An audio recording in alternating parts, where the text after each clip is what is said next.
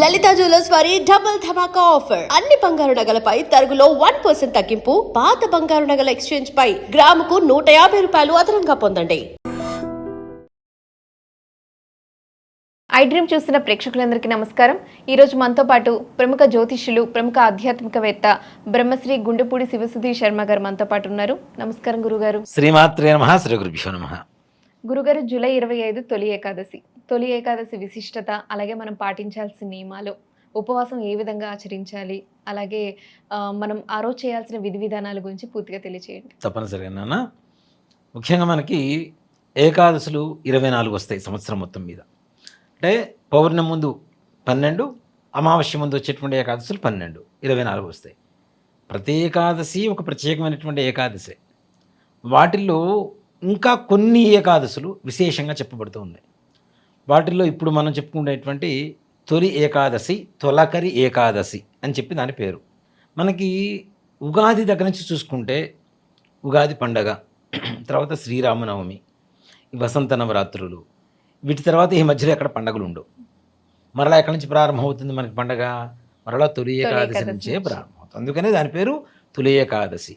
అంతేకాకుండా మనకి రైతులు ఏరువాక పౌర్ణమి అని చెప్పి ఒకటి చేస్తాను, అవునా?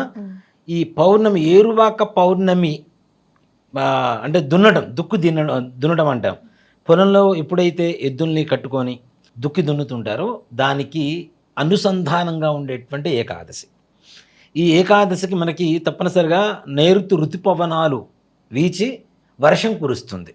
తద్వారా రైతులకి ముఖ్యంగా పంటలు పండించుకోవడానికి అనుకూలంగా ఉండేటువంటి సమయం కదా, దుక్కు దున్నడానికి వాటికి అనుకూలంగా ఉండేటువంటి సమయం. కాబట్టి దీన్ని తొలి ఏకాదశి అని చెప్పుకోవచ్చు. రైతుల పండగ తొలకరి ఏకాదశి అని కూడా చెప్పుకోవచ్చు. ఇక్కడ తొలి ఏకాదశి దీనికి ఉండేటువంటి విశిష్టత ఏమిటి అంటే, ముఖ్యంగా మనం వైకుంఠ ఏకాదశిని మనం కనెక్ట్ చేసుకోవాలి. దీన్ని చూడండి, తొలి ఏకాదశి ఉత్తరాయణంలో ఉంటుంది మనకి. ఓకే, మనకి వైకుంఠ ఏకాదశి దక్షిణాయనంలో ఉంటుంది. మనకి మార్గశిర శుద్ధ ఏకాదశి లేదా పుష్యశుద్ధ ఏకాదశి. మనకి ఇక్కడ వైకుంఠాన్ని మనం ప్రధానంగా తీసుకుంటే ఉత్తర ద్వారంలో దర్శనమిచ్చేటువంటి రోజున ఉత్తర ద్వార దర్శనం వైకుంఠ ఏకాదశి అని చెప్పి పిలుస్తుంటాం మనం, వైకుంఠ ఏకాదశిని. అక్కడి నుంచి 6 నెలలు తీసుకుంటే విష్ణుమూర్తికి మరలా ఈ ఏదైతే మనకి తొలి ఏకాదశి వస్తుందో ఇక్కడ ఒక ఏకాదశి. దీన్నే ఒక మాట చెప్పాలంటే శయన ఏకాదశి అని కూడా పిలుచుకోవచ్చు. శయనము అంటే ఏంటి? విష్ణుమూర్తి పవళించేటువంటి రోజు అని చెప్పుకోవాలి. అట్లాగే అక్కడ వచ్చేసరికి మనకి ఆయన మేలుకొని మనకి దర్శనం ఇచ్చేటువంటి రోజు వైకుంఠ ఏకాదశి. ఇప్పుడు యోగ నిద్రలోకి వెళ్ళేటువంటిది. పీఠాధిపతులు, సన్యాసం తీసుకునేటువంటి వారు, మఠాధిపతులు, వీళ్ళంతా కూడాను చాతుర్మాస దీక్ష అని చెప్పి ప్రారంభిస్తారు. ఇక్కడ నుంచి 4 నెలల పాటు కార్తీక శుద్ధ ఏకాదశి వరకు కూడాను వీళ్ళు మొత్తం చాతుర్మాస దీక్ష తీసుకుంటారు. ఈ 4 నెలల పాటు చాలా నియమంగా ఉంటారు. అంటే భోజనం మానేయటం, కేవలం జలం లేదంటే చిన్న చిన్న ఆహార పదార్థాలతో వాళ్ళు కడుపు నింపుకోవడం, ఉపాసనా స్థితిలో ఎక్కువగా ఉంటారు. ముఖ్యంగా చెప్పాలి అంటే భౌతికమైనటువంటి వాటికంటే, పదార్థాలు వీటికంటే కూడాను ఉపాసనా స్థితి అంటే ఏ దేవతనైతే ఆ పీఠానికి అనుసంధానంగా ఉండేటువంటి దేవత ఉంటుందో ఆ దేవతని సంపూర్ణంగా ధ్యాన శక్తితో లేదంటే జపశక్తితో తపస్సు చేసేటువంటి రోజులుగా ఈ 4 నెలల పాటు చెప్పుకోవడానికి మొట్టమొదటి రోజు ఏమిటి అంటే తొలి ఏకాదశి మొట్టమొదటిగా ప్రారంభం. అదే ఆషాఢ శుద్ధ ఏకాదశి 25వ తారీఖు జూలై శనివారం రోజున.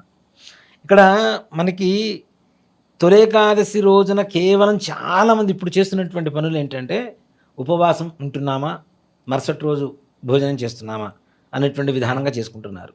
అసలు ఏ ఏకాదశికైనా, అలాగే విశిష్టమైనటువంటి తొలి ఏకాదశికైనా సరే నిర్జల ఏకాదశి అని చెప్పి చాలామంది పిలుస్తుంటారు. అంటే అసలు నీళ్లు కూడా ముట్టుకోకుండా ఉండటం అనేటువంటిది. అసలు ఏ ఏకాదశికి కూడా నీళ్లు కూడా ముట్టుకోకుండా ఉపవాసం చేసేవాళ్ళు ఇప్పటికీ ఉన్నారు చాలామంది. నిజంగా చెప్పాలి అంటే పొద్దున ఏకాదశి ప్రారంభం దగ్గర నుంచి మరలా మరుసటి రోజు ద్వాదశి పరాయణము అంటే చాలామంది పారాయణ అంటుంటారు. ద్వాదశి పారాయణ కాదు, పరాయణము అంటే ఏంటి? భోజనం చేయటం. అయ్యనము అంటే మార్గము, వేరే దారిలోకి వెళ్ళటం. అంతవరకు వాళ్ళు ఏమీ తినకుండా ఉపవాసం ఉండి వేరే దారిలో అంటే భోజనం చేసేటువంటి భుజించేటువంటి దారిలోకి వెళ్ళటమే పరాయణము అని చెప్పి పిలుస్తూ ఉంటాం. ఇలా చేస్తూ ఉన్నారు. ఎలా అంటే ఇది తొలి ఏకాదశి రోజున మరి ఎలా ఉండాలి అంటే అసలు నిర్జలంగానే ఉండాలి. ఏ రకమైనటువంటి నీళ్లు తీసుకోకుండా, ఆహారం తీసుకోకుండానే ఉపవాసం చేయాలి. అంటే నీళ్లు కూడా తీసుకోకుండా తీసుకోకుండా చేస్తాను నేను, ఇప్పటికీ చేసేవాళ్ళు ఉన్నారు చాలామంది. అలా చేయాలి. కానీ ఇప్పుడున్నటువంటి రోజుల్లో హెల్త్ ప్రాబ్లమ్స్, బీపీలు, షుగర్లు, థైరాయిడ్లు, heart problems, kidney problems, cancers అనేక రకాలైనటువంటి వీటితో ఉంటున్నాం.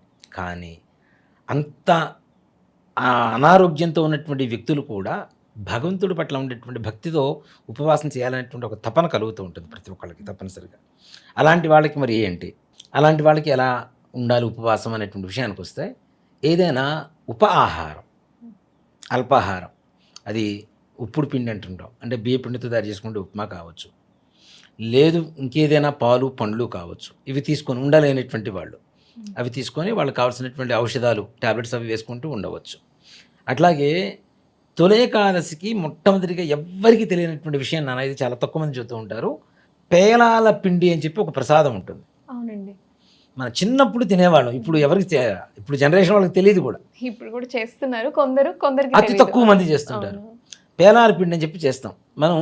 ఈ మొక్కజొన్న ఇవి ఉంటాయి కదా, అవి జొన్నలు, తర్వాత మొక్కజొన్న కంటే కూడా జొన్నలతో తయారు చేసేవి శ్రేష్టంగా తీసుకుంటారు.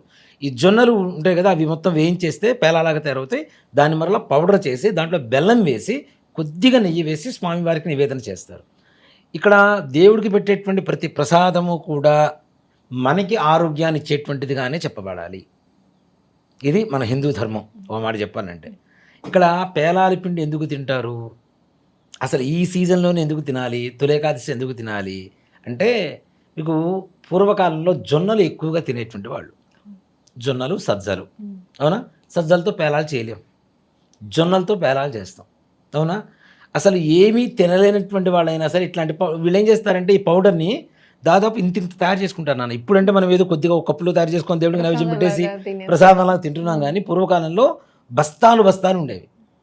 అంత దేనికి అంగన్వాడీ అని ఒక గవర్నమెంట్ స్కూల్స్ ఉంటాయి కదా, వాళ్ళ పిల్లలకి పౌష్టికాహారంలో కూడా ఈ పేలాల పిండే ఇస్తూ ఉంటారు వాళ్ళకి. దేనికి అంటే, ప్రతిరోజు పొద్దున్నే ఇంట్లో వ్యవసాయం ఉండేది, గేదెలు ఉంటాయి, ఆవులు ఉంటాయి, పాలు దొరుకుతాయి. చక్కగా పొద్దున్నే పాలలో కొద్దిగా పౌడర్ వేసుకొని తాగేసి వెళ్ళిపోతే, పొలానికి వెళ్ళిపోతే వీళ్ళకి కావాల్సినటువంటి పౌష్టికాహారం వీళ్ళ శరీరానికి అందుతుంది, కావలసిన బలం వస్తుంది. ముఖ్యంగా ఇంకోటి కూడా చెప్పాలంటే, జొన్నలతో తయారు చేసినటువంటి ఈ పిండి ఏదైతే ఉంటుందో, పేలలతో తయారు చేసిన పిండి తినడం ద్వారా ఆకలి తొందరగా ఉండదు. ఇప్పుడు ఓట్స్ అంటున్నారు కదా, ఓట్స్ మరి ఎంత తయారవుతున్నాయి, ఇట్లానేగా మైదా ఇట్లాంటి వాటితో తయారవుతున్నాయి. జొన్నలు, సజ్జలు ఇట్లాంటి వాటితో తయారవుతున్నాయి. అవునా? ఇలాంటి ఓట్స్ని ఎన్ని వేల సంవత్సరాల క్రితం మన వాళ్ళు కనుక్కున్నారు చెప్పండి. అవునా? వాటికి ఓట్స్ అని పేరు పెట్టారు, మన వాళ్ళు ఓట్స్ అని పెట్టారా, పేలాల పిండి అని పేరు పెట్టారు స్పష్టంగా అచ్చ తెలుగులో. దీన్ని ఏంటి ముఖ్యంగా వీళ్ళకి వాళ్ళే కాదు, ఇంట్లో ఉండేటువంటి ప్రతి ఒక్కళ్ళు కూడా పాలలో వేసుకొని తినడం ద్వారా తప్పనిసరిగా వాళ్ళకి కావాల్సినటువంటి పౌష్టికత వాళ్ళ శరీరంలో పెరుగుతుంది, బలం పెరుగుతుంది, జీర్ణక్రియ నిదానంగా ఉంటుంది, ఆకలి కాకుండా ఉంటుంది. అతిగా తినడం వల్ల కూడా ఊబకాయాలు వస్తున్నాయి కదా ఇప్పుడు ఉన్నటువంటి పరిస్థితుల్లో.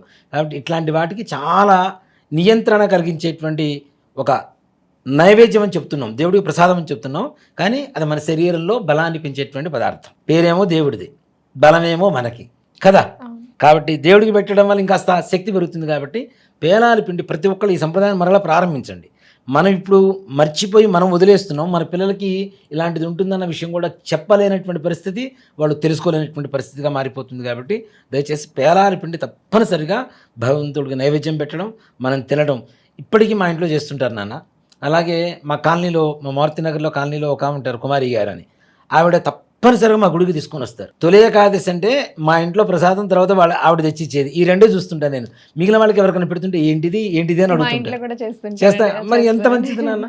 అంటే భగవంతుడి పేరుతో మన శరీరంలో బలాన్ని పెంచుకోవడానికి, మనకు కావాల్సినటువంటి వనరులు పెంచుకోవడం కోసం చేసేటువంటి ఒక ప్రక్రియగా చెప్పబడుతుంది. కాబట్టి ఇది శాస్త్రీయమైనటువంటి పద్ధతి.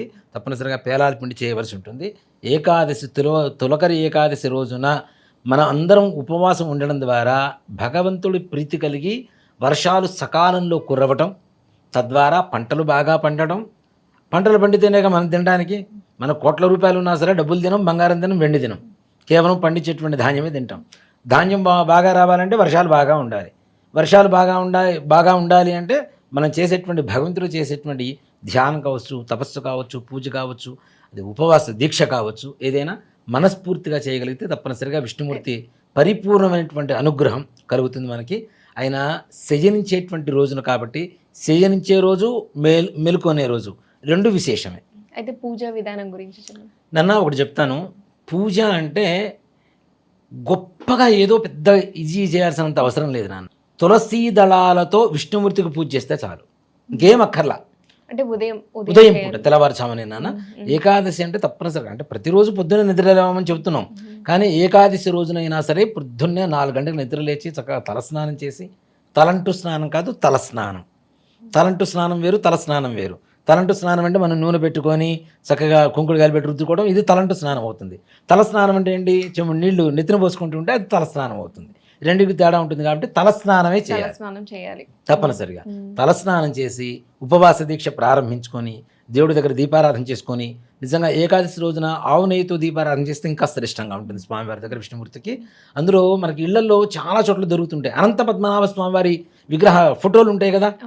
మరి అనంత స్వామివారి అనంతశయనం మీదనే కదా ఆయన పడుకునేది, కాబట్టి అలాంటి ఫోటో ఏమైనా ఉన్నా, లేదు అది లేదండి మా ఇంట్లో అదే తెచ్చుకోమని చెప్పుకోమంటారా అంటే అట్లాంటిదేం లేదు.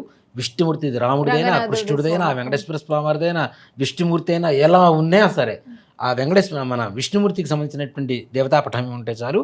తులసీ దళాలు తెచ్చుకొని చక్కగా మాల కట్టుకొని స్వామివారి పటానికి వేయటం, ప్రొద్దున దీపారాధన చేసి స్వామివారికి విష్ణుమూర్తి అష్టోత్తర ఏకాదశ నామాలు ఉంటాయి, మనకి 108 నామాలు ఉంటాయి. ఈ అష్టోత్తర నామాలతో చక్కగా తులసీ దళాలతో పూజ చేసుకొని, మనం చెప్పినటువంటి ఏదైతే పేలాల పిండి ఉంటుందో ఈ పేలాల పిండి నైవేద్యం పెట్టి చక్కగా స్వామివారి, మేము ఉపవాసం ఉన్నాం కదా మరి ప్రసాదం తీసుకోవచ్చా, తీసుకోవాలి. ఇది కూడా ఉంది చెప్తున్నా. దేనికంటే చాలామంది పూజ చేసి ఉపవాసం అని చెప్పి తీర్థం తీసుకోరు, ప్రసాదం తీసుకోరు. మనకి భగవంతుడి పరిపూర్ణమైనటువంటి అనుగ్రహం కలిగేదే తీర్థప్రసాదాలతో, పూజ పూర్తయ్యేదే తీర్థప్రసాదాలతో. ఆ రెండు తీసుకోకుంటే మనం ఎంత పూజ చేస్తే ఏముంది. అందుకనే కదా సత్యనారాయణ స్వామివారి వ్రతంలో కూడా తీర్థప్రసాదాలు తీసుకోవటం విస్మరించినా మర్చిపోయినా సరే మనకు కొన్ని కథలు చెబుతూ ఉంటారు.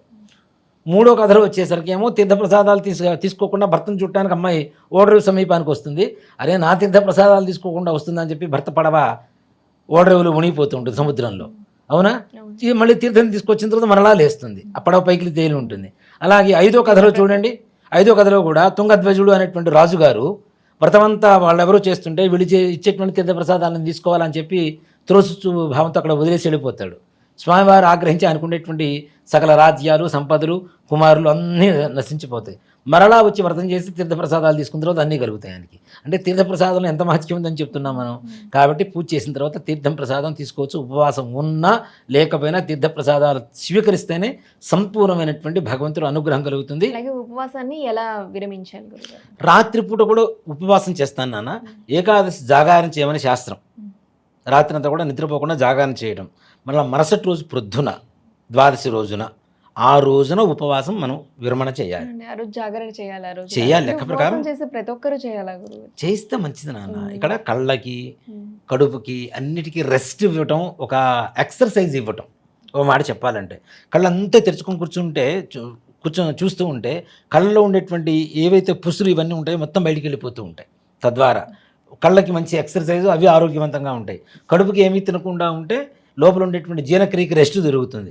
ఈ లోపల వేసే చెత్త చెదారం అంతా, ఈ మిగిలిన 28 రోజులు వేసేటువంటి చెత్త చెదారం ఉంటుంది కదా, ఇదంతా అరిగిపోవడానికి, కరిగిపోవడానికి చాలా కష్టపడుతూ ఉంటుంది.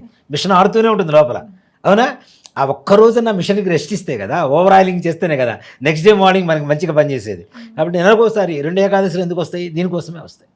ముఖ్యంగా చెప్పాలంటే తప్పనిసరిగా జాగరణ చేయడం, ఉపవాసం చేయడం. మరుసటి రోజు ప్రొద్దున స్నానం చేసిన తర్వాత వంట చేసుకొని మీకు అవకాశం ఉన్నంతలో ఎవరినైనా సరే ఒకళ్ళని బ్రాహ్మణుని కావచ్చు, లేదు బ్రాహ్మణులు భోజనానికి రావట్లేదండి, బ్రాహ్మణులకి గుళ్ళో ఉండేటువంటి పూజారులు ఉంటారు, వాళ్ళకి స్వయం పాకం ఇవ్వటం కానీ, లేదు మనకు సంబంధించినటువంటి మన బంధువులు ఎవరన్నా ఉన్నారు.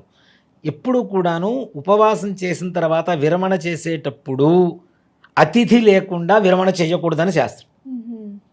అంటే ఎవరొకరికి పిలవకపోయినా దానం ఇవ్వాలి. లేదు ఇంటికి పిలవండి, చక్కగా కూర్చోబెట్టి భోజనం పెట్టండి మీతో పాటు. వాళ్ళు భోజనం చేసిన తర్వాత మనం భోజనం చేయడం కూడా ఆనవాయితీ. మళ్ళీ ఇది కూడా చెప్తున్నా. లేదు ఉండలేకపోతున్నాం, వాళ్ళతో పాటు పక్కన కూర్చొని చక్కగా భోజనం చేయడం అనేటువంటిది ఉపాసన. ఇది మన ఉపవాసం ఉండేటువంటిది. తెల్లవారు మధ్యాహ్నం కూడా అక్కర్లేదు నాన్న. అది కూడా ఇంకోటి కూడా గుర్తుపెట్టుకోండి. ఇప్పుడు ద్వాదశి మరుసటి రోజు పొద్దున 10 గంటల వరకే ఉంది. 10 గంటల లోపల భోజనం చేయాలి. ద్వాదశి వెళ్ళిపోయే లోపల భోజనం చేయాలి. కాబట్టి మధ్యాహ్నం దాకా కూడా అక్కర్లే, ఉదయం 10:30-11 గంటలకల్లా ముందు రోజు మొత్తం ఉపవాసం ఉన్న వాళ్ళు ఏం చేస్తారు నాన్న, శివరాత్రి ఉపవాసం ఉన్న వాళ్ళందరూ ఏం చేస్తారు, మరుసటి రోజు పొద్దున్నే లాగిచ్చేస్తుంటారా లేదా? సో కాబట్టి అంటే భోజనం పొద్దున్నే అదేంటి అందరూ తినరు కాబట్టి వండాలి నాన్న, తప్పనిసరిగా భోజనం చేసి 10:30 అతిథి పొద్దున్నే ఇప్పుడు ఎవరైనా ఇంటికి మీరు పిలవండి అంటున్నారు కదా. ఉపవాసం ఉండేవాడిని పిలుచుకుంటే ఇంకా ఉత్తమం కదా. అవును. వాడు కూడా తొందరగా ఆకలిస్తుంటే చక్కగా సమయానికి వచ్చేస్తాడు, ఆలస్యం చేయకుండా. అవును. 10:30 గంటలకల్లా చక్క భోజనం పెట్టేసి అప్పుడు వాళ్ళకి ఏదైనా తాంబూలం ఇచ్చేసుకుంటే అది సంపూర్ణమైనటువంటి ఉపవాస ఏకాదశ దీక్ష. కానీ చాలా మంది ఏంటంటే ఆ రోజు ఉపవాసం చేస్తారు, మళ్ళీ తెల్లవారు ఇదంతా చెయ్యరు, ఇదంతా చేయరు. పాటించరు. మళ్ళీ మరుసటి రోజు మళ్ళీ నార్మల్ లేదు, పొద్దునే లేస్తాడు, కాఫీ తాగుతాడు, మళ్ళీ టిఫిన్ చేస్తాడు, ఆ తర్వాత వంట చేసుకుంటారు, మళ్ళీ నార్మల్ గా చేస్తుంటారు. అలా చేయకూడదు. వాస్పరాయడము అంటే తప్పనిసరిగా ఒక అతిథిని పిలవడం లేదా ఒక బ్రాహ్మణికి పిలిచి మనం వివరిస్తుంది ఇచ్చేసి ఆ తర్వాత భోజనం చేస్తే సకాలంలో అది మంచి పద్ధతిగా ఉంటుంది. తొలి ఏకాదశి విశిష్టత గురించి అలాగే పాటించాల్సిన నియమాలు, ఉపవాసం ఎలా విరమించాలి పూర్తిగా వివరించారు. ధన్యవాదాలు గురుగారు. శ్రీమాత్రే నమః, శ్రీ గురుభ్యో నమః. And for more videos, Please subscribe to iDream. Please subscribe to iDream. Please subscribe iDream. And please subscribe to iDream. For more videos, subscribe to iDream. please like, share, and subscribe to the channel. Congratulations, iDream. subscribe to iDream. Subscribe to iDream. So subscribe to iDream Media. iDream team అందరికి huge congratulations. Please subscribe iDream Media. Please subscribe to iDream. Subscribe iDream. Please subscribe to iDream. iDream అంటే నా కళల ఛానల్ను subscribe చేసుకున్న నోరు తిరుగుతలేదు, మీరైతే గంట గుర్తు కొట్టండి. For more such videos, please subscribe to iDream. Subscribe to iDream. Please subscribe to iDream. Please subscribe iDream Media. Please do subscribe to iDream. Please subscribe to iDream Media. For best entertainment and information, please subscribe iDream. And don't forget to subscribe to iDream.